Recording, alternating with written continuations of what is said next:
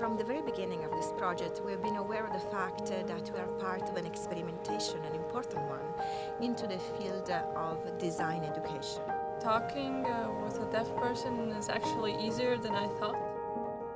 We communicate with them, trying to get and know their world, how they see the world, how they feel. Everybody can be a source of inspiration just because we are actually different. In this summer school, we had students from Northern Europe, Italian and deaf people, signers and oralists.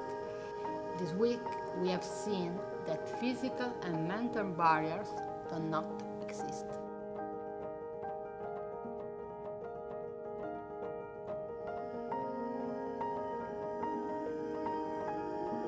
We no longer speak in terms of different abilities, but it's a matter of differences. Each of us is unique.